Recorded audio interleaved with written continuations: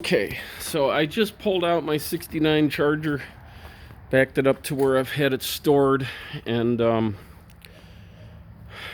it's cold right now. The car's cold too, but I'm going to kind of do a walk around, then we're going to start it and talk a little bit more. Let me close the hood here. So I'm going to try to go down the body the best I can. There is no smoking gun to be seen here. There are some little chips and flaws in the paint I could touch up, but I didn't. I do have touch-up paint.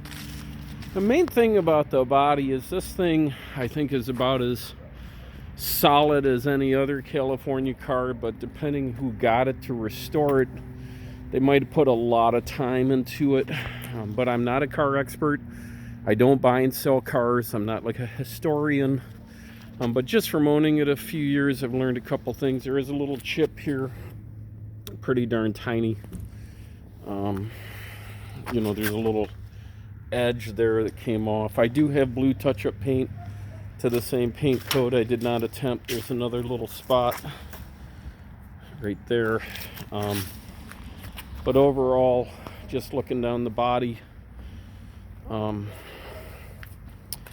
just think I've got some pictures of this car that were sent to me later, when the guy had it before it was painted, and you can just see anytime you see a little funny looking spot, you'd see like a little dent in the original picture, like the golf ball hit it and they filled it. It's kind of disappointing. They just didn't do a concourse level job redoing the body, but I put a lot of work into this. The top is fantastic. There's no broken glass. I did put the correct tinted windshield in because it was cracked. So this is all of a new rubber mold.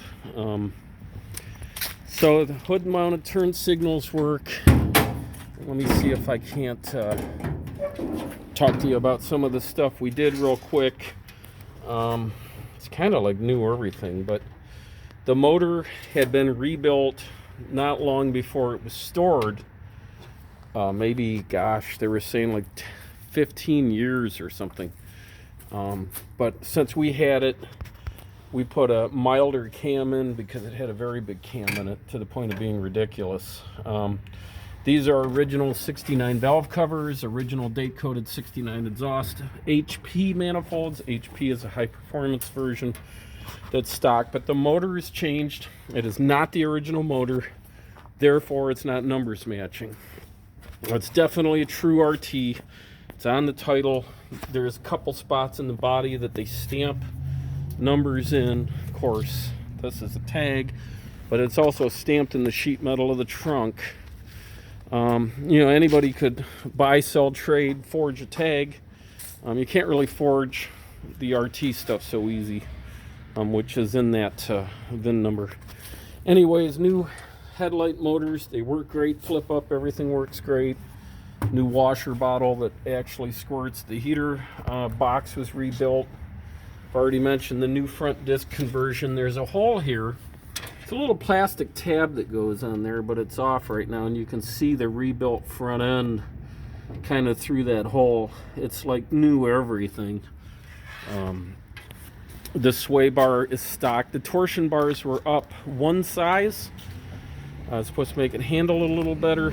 The intake is a little bit higher than stock. It's nothing insane, but it is like a 1500 up power band type of thing. So since it's a 4-speed, that works out really good.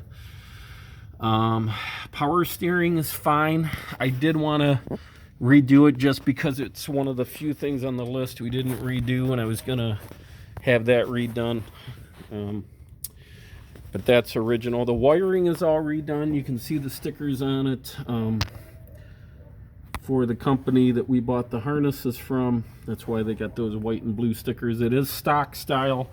It is not like a modern, updated, one size fits all, whether you have a Camaro or whatever. It's very Mopar specific. All the colors of the wire are exactly the same as Mopar used. It's exactly like getting a brand new harness. And that's in part why everything works in the dash. Every gauge works. The clock works. The tachometer works.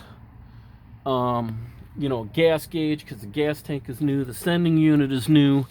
wiper button makes it squirt. The radio is the only thing. I don't even know if it works, but it's AM and I didn't bother.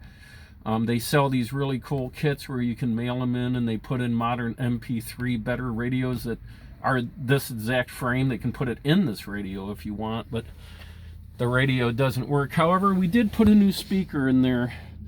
Since we took the dash out and sandblasted it and put a new pad on, and that's not the funnest job, we just said, let's put the speaker in now, because that would make it really easy later. Just put the radio in.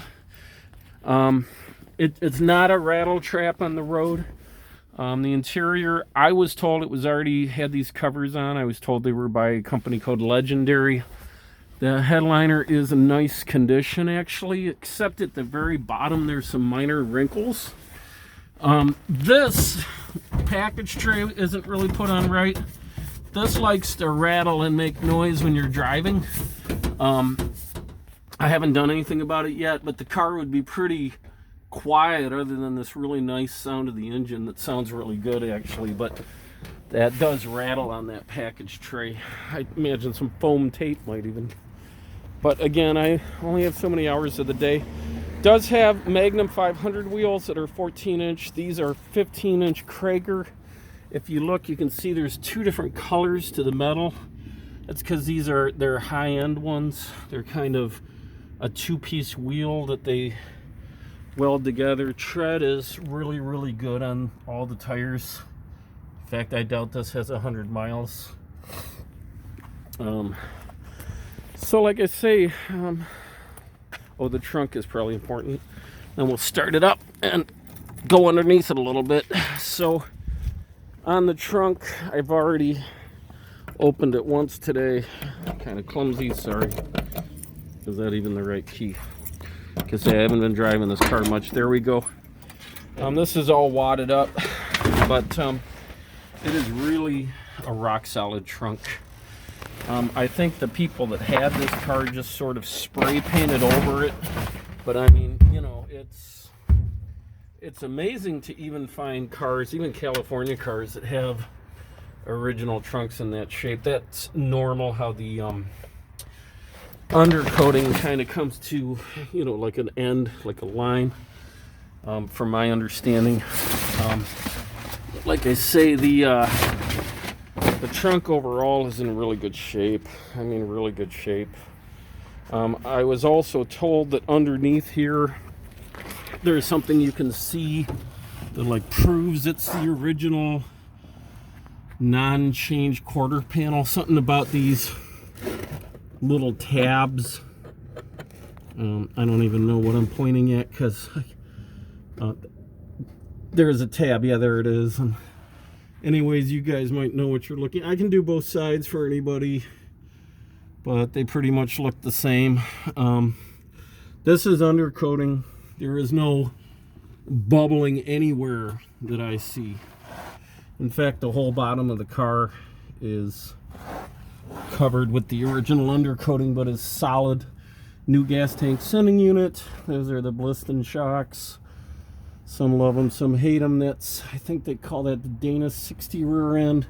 I do not know the gear ratio. Somebody said something about look for some little tabs or numbers. I'll have to go back inside and see what I'm supposed to be looking for. Mufflers and exhaust new. Sorry if you guys are gonna vomit from the camera phone being moved around so much. Very solid bottom. I mean, there's like Zippo rust. I mean, it's all covered in 50 years of dirt and undercoating dirt that gets caught in it. Somebody said about some hump with the shifter. I'm going to try my best. I can't even see what the camera's pointing at now, but hopefully whatever I'm doing is of interest to somebody that said there's some metal work that showed if it was always a 4-speed. I have had a couple Mopar Gods look at this car when I first got it. It's been on a frame machine. Everything's laying flat and correct. I have a printout of that from a frame shop. I just did it to do it. Trying to think what else. Oh, there is a lot of, I can't really get this off, but this was in here when I got it. There's kind of like some fiberglass glazing and stuff under the carpet. Somebody said right away, oh, that means it's not a 4-speed because they put fiberglass glaze on it, but I don't know. Somebody had told me 2 different reasons why they said they knew it was a 4-speed. I just don't remember because I'm not that kind of guy that cares as much as some of you guys do. You've got your reasons, I can respect that. I really didn't care. If it was an automatic, I would have made it a 4-speed. Don't know, go kind of shoot down around. Again, you know, again, it's a very pretty blue. It's not a perfect body, but she's pretty, real pretty actually. These headlights don't exactly have the same color here because these are different doors I put on there. The old ones were cracked up and I needed to redo that to get the headlight motors on. I have not tried to paint or touch them up to match more, but they are the original 69 headlight doors. You can see how the color, the fade is different. I was just going to repaint it. I never did. I have a brand new